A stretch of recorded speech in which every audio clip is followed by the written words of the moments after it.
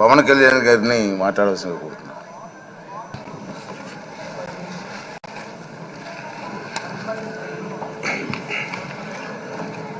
16వ శాసనసభకి ఏకగ్రీవంగా ఎన్నికైన సభాపతి శ్రీ చింతకాల అయ్యన్న పాత్రుడు గారికి హృదయపూర్వక నమస్కారాలు, మీకు శుభాకాంక్షలు. ఇది నేను మొదటిసారి అసెంబ్లీలోకి అడుగు పెట్టడం. ఇలాంటి సుదీర్ఘ రాజకీయ అనుభవం ఉన్న దాదాపు 7 సార్లు ఎమ్మెల్యేగాను, ఒకసారి పార్లమెంట్లో అడుగుపెట్టిన మీకు, Panchayati Raj, technical education, forest, R&B అనేక మంత్రిత్వ శాఖల్ని సమర్థవంతంగా నిర్వహించిన మీకు ఈ సభాధ్యక్షుడు, ఈ స్పీకర్ స్థానంలో కూర్చోవడం నాకు చాలా ఆనందంగా ఉంది. ఇన్ని దశాబ్దాలు ప్రజలు రాజకీయ జీవనంలో ఇన్ని దశాబ్దాలు ప్రజలు మీ వాడి వేడి చూశారు.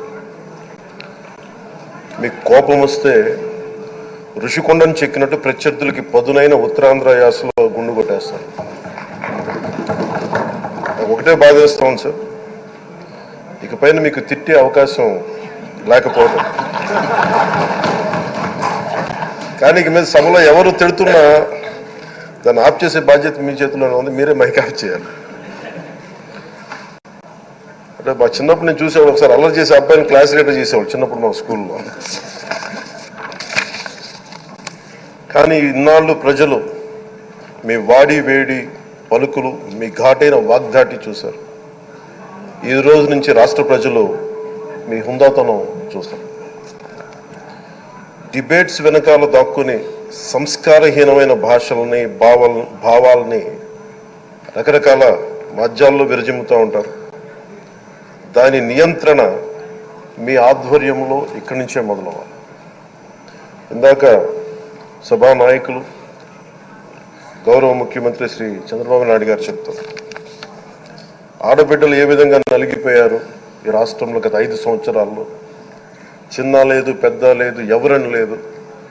ఎవరన్నా సరే ఒక మాట మాట్లాడితే వాళ్ళు వ్యక్తిగతంగా దూషణ, సోషల్ మీడియాలో వాళ్ళని క్యారెక్టర్ అసాసినేట్ చేయటం, వాళ్ళు పెద్ద నాయకులు కావచ్చు, కార్యకర్తలు కావచ్చు, లేదా వాళ్ళకి ఎదురు తిరిగి ఒక ఒపీనియన్ చెప్పి ఎవరైనా సగటు మనిషి కూడా కావచ్చు, అది ఇక్కడతో ఈ రోజు నుంచి ఆగిపోవాలి అధ్యక్ష. అది మీ ఆధ్వర్యంలోనే మొదలవ్వాలి. గత ప్రభుత్వం తాలూకు సభ జరిగిన విధానం చూస్తే ఈ వ్యక్తిగత దూషణ ఇవన్నీ చాలా ఇబ్బంది పెట్టే ప్రజలు.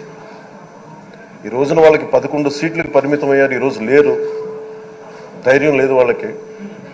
విజయాన్ని తీసుకోగలిగారు కానీ ఓటమి కూడా ధైర్యంగా కూర్చుకునే వాళ్ళకి స్థాయి లేదు, వాళ్ళకి పారిపోయారు ఇక్కడి నుంచి. భావంలో ఉండే తీవ్రత భాషలో ఉండాల్సిన అవసరం లేదు. భాష మనుషుల్ని కలపడానికి కానీ విడగొట్టడానికి కాదు, భాష విద్వేషం రేపడానికి కాదు, పరిష్కరించడానికి. ఎంత జటిలమైన సమస్య అయినా, భయంకర సమస్య అయినా చర్చల ద్వారా పరిష్కరించుకోవడానికి కానీ వివాదం సృష్టించడానికి కాదు. ఈ సభ ఉన్నది అందుకు. కానీ మనం చూసింది వాళ్ళ దగ్గర నుంచి బూతులతోటి, వ్యక్తిగత దోషులతోటి రాష్ట్ర పురోభివృద్ధిని ఆపేశారు. అలాంటి సభ కాకుండా ఇందాక మన పెద్దలు శ్రీ గౌరవ ముఖ్యమంత్రి చంద్రబాబు గారు చెప్పినట్టుగా ఇది భవిష్యత్తుకి ఇది ఒక ప్రమాణిక, ఒక ప్రమాణం అవ్వాలి. 2047 వరకు ఇంత అద్భుతమైన స్థానంలో మనకి ఆంధ్రప్రదేశ్ తెలుగు జాతి ఉన్నత స్థాయికి వెళ్ళాలంటే ఈరోజు మనం వేసే ప్రతి అడుగు అది భవిష్యత్ తరాలకు ఒక నిర్దేశక, ఒక టచ్ స్టోన్గా ఉండిపోవాలి, గిట్ రాయిగా ఉండిపోవాలి. ఈ రోజున ఈ సభలో ఉన్న గౌరవ సభ్యులందరూ చట్టాలు చేయడానికి ఉన్నారు, చట్టాలు ఉల్లంఘించడానికి కాదు. విభేదించడం అంటే ద్వేషించడం కాదు, వాదించడం అంటే కొట్టుకోవడం కాదు. ఇవన్నీ విభేదించడం, వాదించడం ఇవన్నీ ప్రజాస్వామ్యానికి చాలా మౌలికమైన పునాదులు. ఆంధ్రప్రదేశ్ ఆవిర్భావం జరిగి అసలు భాషా ప్రయుక్త రాష్ట్రాల ఆవిర్భావమే మన ఆంధ్ర రాజ్యంతో మొదలైంది. అమరజీవి పొట్టి శ్రీరాములు గారి బలిదానం మీద మన రాష్ట్రం పుట్టింది.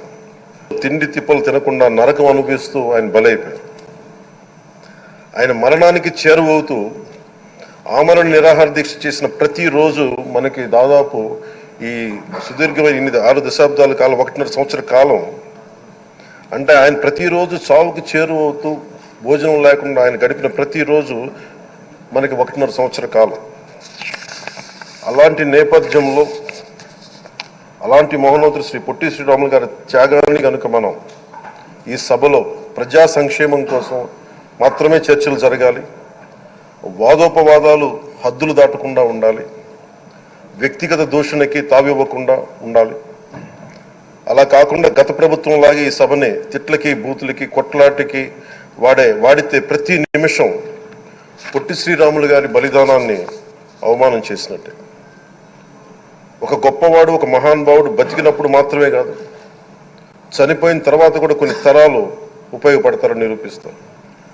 అలాంటి కోవకు చెందిన మహానుభావులు ఆంధ్ర రాష్ట్ర సృష్టికర్త, భాషా ప్రయుక్త రాష్ట్రాలకు శ్రీకారం చుట్టిన ద్రష్ట, అమరజీవి శ్రీ పొట్టి శ్రీరాములు గారి స్మృతిలో ఒక విలువలతో కూడిన ఒక సత్సాంప్రదాయాన్ని తెరలేపుతూ మీ ఆధ్వర్యంలో ఈ సభ జరగాలని, ఈ 5 ఏళ్ల ప్రజా ప్రస్థానంలో ఈ విలువైన 5 ఏళ్లు రాబోయే తరానికి గొప్ప భవిష్యత్తునిచ్చేలా, అన్నం పెట్టే రైతుకి, కౌలు చేసుకునే రైతుకి, రైతు కూలీకి అండగా ఉండేలా, మహిళలకి భద్రతతో పాటు ఉన్నత స్థాయికి ఎదిగేలా, ప్రభుత్వ ఉద్యోగులకి భద్రత కల్పించేలా, పశువు పక్షి ప్రకృతి సర్వజనులందరికీ కూడా మతాలకి ప్రాంతాలకి అతీతంగా సుభిక్షంగా అభివృద్ధి పదంలో ఆంధ్రప్రదేశ్ ఆంధ్ర రాజ్యం అద్భుతమైన ప్రగతి సాధించేలా ఈ చర్చలు సాగాలని కోరుకుంటూ, సభాపతి అయ్యన్న పాత్రుడి గారికి